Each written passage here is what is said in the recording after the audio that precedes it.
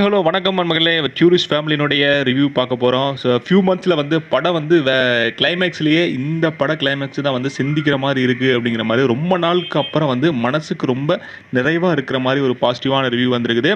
அது மட்டும் இல்லாமல் படம் ஒரு ஃபேமிலி என்டர்டெயின்மெண்ட் ஓரியன்டான படமாக இருக்குது. ஒரு நல்ல ஒரு பெஸ்ட்டை கொடுத்துருக்கிறார் டைரக்டர் அப்படிங்கிற மாதிரி இருக்கிறாங்க. சொல்லப்போனால் டைரக்டர் வந்து ரொம்ப ஒரு சின்ன வயசு பையன். அவர் வந்து அற்புதமாக கதைக்களத்தை இயக்கியிருக்கிறாரு. இன்னும் ஒருத்தர் என்ன சொல்லியிருக்காருன்னா, வெடிகுண்டு, கத்தி, ரத்தம் இந்த மாதிரி வந்து படத்தை பார்த்து பார்த்து சலிச்சு போனவங்களுக்கு இந்த படம் ஒரு வரப்பிரசாதம் அப்படிங்கிறத வந்து தன்னுடைய கருத்து சொல்லியிருக்கிறாரு. மேலும் கிளைமேக்ஸ் சீன் செம்மையாக இருக்குது. ஃபேமிலியோடு வந்தால் வந்து ஜாலியாக என்டர்டைன்மெண்ட் பண்ணலாம் அப்படிங்கிற மாதிரியான கருத்துக்களை தெரிவிச்சிருக்கிறாங்க.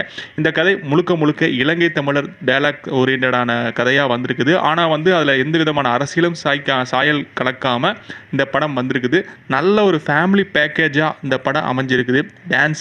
டான்ஸு காமெடி இருக்குன்னா comedy, family, friendship and neighbour அப்படிங்கிற மாதிரி எல்லாத்தையும் கலவையாக அமைச்ச இந்த ஒரு படம் சூப்பராக வந்திருக்குதுன்னே சொல்லலாம். சொல்லப்போனால் வந்து யோகி பாபுனுடைய காமெடியை விட அந்த குட்டி பையனுடைய காமெடி வந்து செம்மையாக ஒர்க் அவுட் ஆகிருக்கு அப்படிங்கிற மாதிரி கருத்தை தெரிவிச்சிருக்கிறாங்க.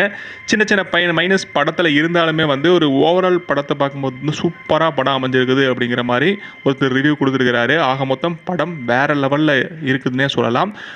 இன்னொருத்தர் சொல்லப்போனால் வந்து படத்தை பார்க்கும்போது தான் இன்னொருத்தர் பழகி பார்த்தா தான் அவங்க மனசுக்குள்ளே என்ன இருக்குது அப்படிங்கிற மாதிரி அந்த படத்து மூலமாக தெரிஞ்சுக்கலாம் அப்படிங்கிறத வந்து சொல்லியிருக்கிறாங்க. இன்னும் ஒருத்தர் என்ன சொல்லியிருக்கிறாருன்னா, இந்த படம் வந்து ஒரு ஆர்கானிக்காக இருக்குது, ஒரு செயற்கையாக எந்த ஒரு சிந்தனையும் சிதைக்காமல் ஒரு ஆர்கானிக்கான மூவியாக இருக்குது அப்படிங்கிற மாதிரி ஓவரால் இந்த மூவி வந்து ஒரு பெஸ்ட் தமிழ் என்டர்டெயின்மெண்ட் படம் அப்படிங்கிற மாதிரி இந்த காலத்துக்கு சூப்பராக படம் அமைஞ்சிருக்குது.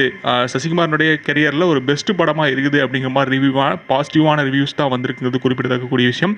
இது போன்ற தகவல்களை அறிந்து கொள்ள நம்மளுடைய சேனலை மறக்காமல் சப்ஸ்கிரைப் பண்ணிட்டு பாருங்கள். டாடா பாய்.